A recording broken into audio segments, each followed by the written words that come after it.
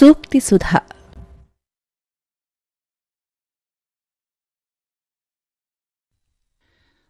అనంత విశ్వంలో 84 లక్షల జీవరాశుల్లో చాలా విశిష్టమైనది మానవ జన్మ. ఈ జన్మ చరితార్థం చేసుకోవడానికి మానవునికి అవసరమైన ఉపకరణాలలో విద్య ప్రధానమైనది. విజ్ఞాయతే, విద్య అనగా తెలుసుకొనదగినది, తెలుసుకొనుటకు అవసరమైనది అని అర్థం. విద్ అనే ధాతువు నుండి ఏర్పడినదే విద్య అనే పదం. విద్య గొప్పదనం తెలిసిన వారిలో దేవతలు, మానవులే కాక దానవరాజైన హిరణ్యకశిపుడు కూడా ఉన్నాడు.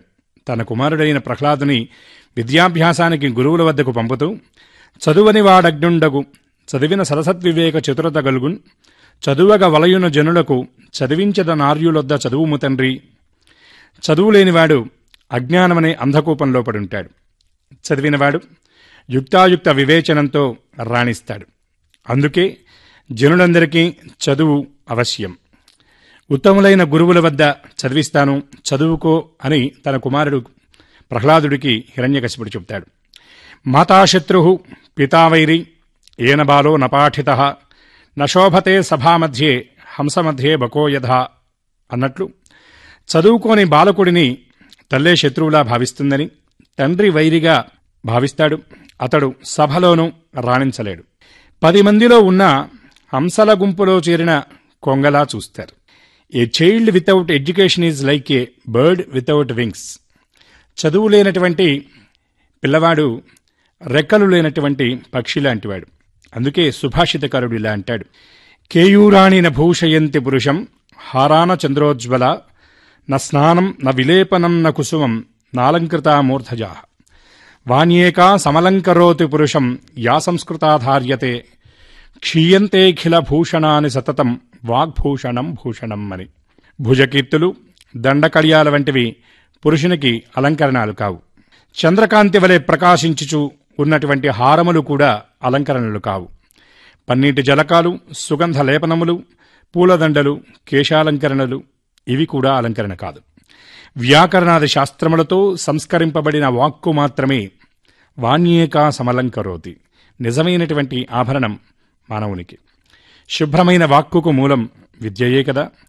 విద్యానామ నరస్య రూపమధికం ప్రచ్ఛన్న గుప్తం ధనం విద్యాభోగకరి యశస్సుఖకరి విద్యా గురూణాం గురు విద్యాబంధుజనో విదేశగమనే విద్యా పరదేవత విద్యా రాజసు పూజ్యతే నహి ధనం విద్యా విహీనః పశుః. నరునికి విద్యయే నిజమైనటువంటి సౌందర్యం, రహస్యముగా దాచబడినటువంటి ధనం, అవసరానికి అక్కరకు వచ్చే భాగ్యం, సకల భోగములను, కీర్తిని, సుఖమును కలుగజేయును. విద్యయే పరమ గురువు. విదేశములందు బంధువు వలె సహకరించి ప్రతిభా ప్రదర్శన గావింపజేసే ఉన్నత దైవతముగా భాషించి రాజుల చేత గౌరవ సత్కారాదులను అందచేస్తుంది. విత్తంతో సాధ్యం కాని ఎన్నో విద్య సాధింపజేస్తుంది. విద్య లేనివాడు వింత పశువు అనే నానుడి లోకంలో మనకు వినపడుతూ ఉంది. దొంగలెత్తుకుపోరు, దొరలు దోచుకుపోరు, పాత్రజనము వచ్చి పంచుకోరు, దానధర్మము చేయ తరుగునా పెరుగునా అని వేమనగారన్నట్లుగా పంచితే విత్తం తరుగుతుంది, పంచిన కొద్దీ విద్య పెరుగుతుంది. అందుకే ప్రథమేనార్జిత విద్య అనగా మానవుడు సంపాదించుకోవలసింది ముందుగా విద్య మాత్రమే. విద్యా దదాతి వినయం వినయాద్యాతి పాత్రతాం పాత్రత్వాత్ సుఖమాప్నోతి ధనాధర్మం తతఃసుఖం. విద్య వలన కలిగేది వినయం. విద్యా హృదయాపి సా విద్య వినా వినయ సంపదం అని కూడా శాస్త్రవచనం. వినయం లేనటువంటి విద్య శోభిల్లదు. అందుకే విద్య ప్రతి ఒక్కరూ దానిని సముపార్జించి విద్య వల్ల రాణించవలెను అనేటటువంటి విషయాన్ని గ్రహించాలి. మానవుడు నిత్య విద్యార్థి. విద్యార్జన అంటే అక్షరాలు దిద్దుటయే కాదు, అనేక జీవిత సత్యాలు నిత్యం తెలుసుకుంటూ జీవనం సాగించటం.